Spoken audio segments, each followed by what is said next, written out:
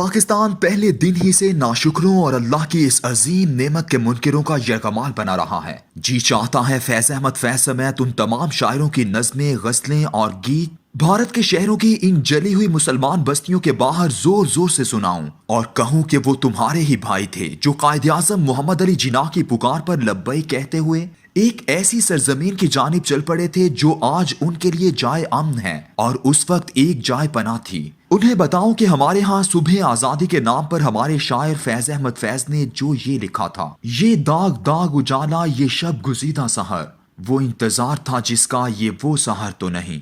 ये शेर बल्कि ये पूरी नज्म भारत के मजलूम मुसलमानों पर आज किस कदर सच साबित होती है। मगरबी बंगाल के जिला हगली के इलाके टेली निपाड़ा में 10 मई 2020 को जली हुई दुकानें, खाकिस्तर हुए घर, खून में लुथड़े हुए अल्लाह अल्लाह पुकारते मर्द, औरतें और बच्चे, आंसू, आहें और चीखों पुकार के मनाजिर नजर आते हैं तो मुझे इस मुल्क पाकिस्तान की तारीख का हर वो नाशुक्रा शायर, अदीब, मुसन्निफ, सहाफी और एंकर पर्सन जहर लगने लगता है जो इस जाए अमन सरजमीन पाकिस्तान के खिलाफ लिखता और बोलता रहा है। आखिरी चंद बरस तो हम पर कयामत के गुजरे हैं जब अखबारात के सफात और टेलीविजन के प्रोग्रामों में अबुल कलाम आजाद की पेशन गोइयों को हर्फ बहर्फ सच साबित करने और उसे मुस्तकबिल की खबर देने वाला एक सच्चा रहनुमा दिखाने के लिए मेरे मुल्क की नाकामियों और नाआसूदगियों की दास्तानें बढ़ा चढ़ा कर पेश की गईं। जबान पर ये जुमले किस दीदा दिलेरी से आए कि अगर हिंदुस्तान तकसीम ना होता तो आज हम अमन में होते।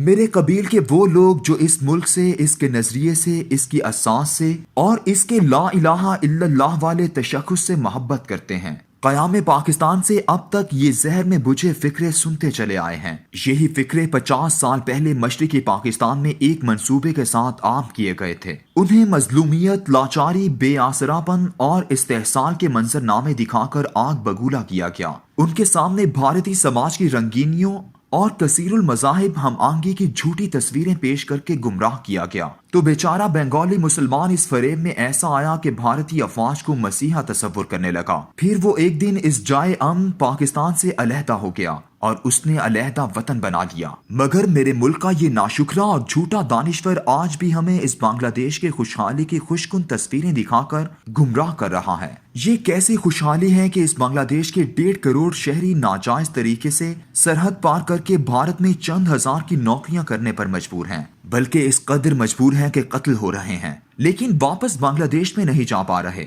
यही बांग्लादेशी मुहाजिरीन ही तो हैं जिनकी वजह से भारत मुसलमानों के लिए शहरियत का कानून लेकर आया है। पाकिस्तान से अलहदगी के बाद ये कैसी खुशहाली आई है कि बांग्लादेश से भुला फुसला कर बेहतर मुस्तकबिल का झांसा देकर 20 लाख के करीब बच्चियां दुनिया के बाजारों में बेची गई हैं। अभी तक हर साल 50,000 बांग्लादेशी बच्चियां भारत में लाकर फरोख्त की जाती हैं। 16 दिसंबर 1971 से पहले तो मेरा मशरिकी पाकिस्तान ऐसा न था, लेकिन मेरे मुल्क का नाशुक्रा सियासतदान और पाकिस्तान की असास से बुग़्ज़ रखने वाला दानिश्वर उस वक्त के मशरिकी पाकिस्तान को एक जहन्नम कहता था और आज के बांग्लादेश को जन्नत। बंगाल के टेली निपाड़ा के मुसलमानों की ये दास्तान कोई नई कहानी नहीं है, सिर्फ बंगाल की आज़ादी के बाद की तारीख की बात करते हैं जिसकी खौफनाकी का जिक्र करके मेरे मशरिकी पाकिस्तानियों को गुमराह किया गया था। आज 2020 का तबाहशुदा टेली निपाड़ा उसी दरियाए हगली के किनारे वाक़े है जिस दरिया में गुज़श्ता 70 साल से मुसलमानों की खून आलूद लाशें तैरती चली आ रही हैं।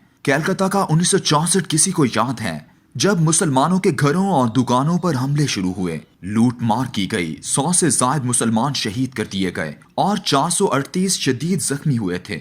70,000 के करीब मुसलमान जान बचाने के लिए अपने घर बार छोड़कर उस वक्त के मशरिकी पाकिस्तान और आज के बांग्लादेश में जाकर पनाह गुज़ीन हो गए। ये मुस्लिम कुछ सिलसिला कलकत्ता तक नहीं रुका था बल्कि गांव-गांव फैल गया था।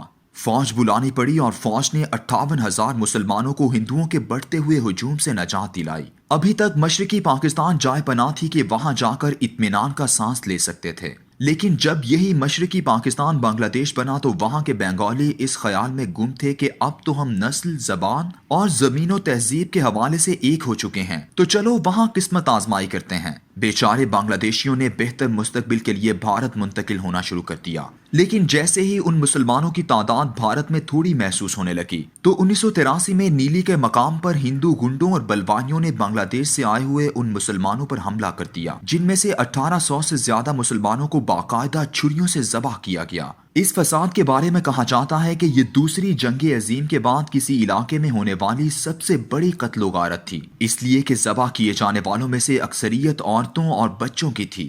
اس قتل و غارت پر تیواڑی کمیشن بنا جس نے 600 صفحات پر مشتمل رپورٹ جمع کروائی، جسے آج تک شائع نہیں کیا گیا۔ یہ تو صرف بنگال اور بنگالی مسلمانوں کی اذیت ناک داستان ہے، جس کا تازہ ترین ہولناک منظر ٹیلی نیپاڑا میں نظر آیا۔ لیکن اس گنگا جمنی مشترکہ سرزمین پر 1970 میں بھیونڈی فسادات ہوئے، جن میں مسلمانوں کے ہزاروں گھر نذر آتش کر دیے گئے۔ 1980 میں مراد آباد میں تقریباً 2500 مسلمان شہید کیے گئے اور واقعے کی ساری منصوبہ بندی پولیس سے مل کر کی گئی۔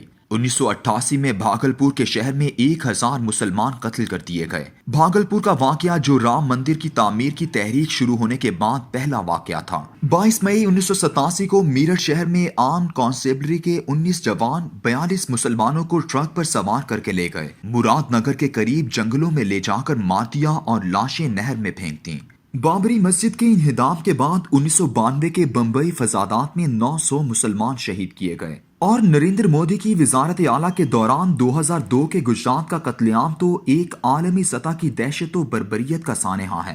گزشتہ 60 سالوں سے مسلمان بھارت کے اندر ہی مسلسل ہجرت کر رہے ہیں، لیکن یہ ہجرت کسی دوسرے ملک کی جانب نہیں بلکہ اپنے ہی گھروں سے نکل کر بھارت ہی میں ان پسماندہ اور بدترین حالات والی کچی آبادیوں کی جانب ہے، جنہیں عرف عام میں گیٹوز کہا جاتا ہے، جہاں بدبو ہے، سڑانڈ ہے، غربت و افلاس ہے، صحت ہے نہ تعلیم، پانی ہے نہ سیوریج۔ وہ جو 1947 میں ایک ہجرت کے منکر تھے، اللہ نے انہیں اسی بھارت کے اندر ہی مستقل مہاجر بنا دیا۔ یہ ہے وہ شب گزیدہ سحر اور داغ داغ اجالا۔ میرے ملک کا ناشکرہ دانشور آزادی پر لکھی ہوئی ساحل لدھیانوی کی یہ نظم بہت زور و شور سے پڑھتا تھا، خصوصاً یہ شعر: چلو وہ کفر کے گھر سے سلامت آ گئے، لیکن خدا کی مملکت میں سوختہ جانوں پہ کیا گزری۔ خدا کی مملکت میں تو سوختہ جان آج بھی امن سے ہیں اور عزت و آبرو سے زندہ ہیں، لیکن بغیر خدا والی سیکولر مملکت کا نوحہ بھی لکھ دو، آج کوئی نہیں بولے گا۔ اللہ ناشکروں سے وہ زبان ہی چھین لیتا ہے جو شکر گزاری کے قابل ہو۔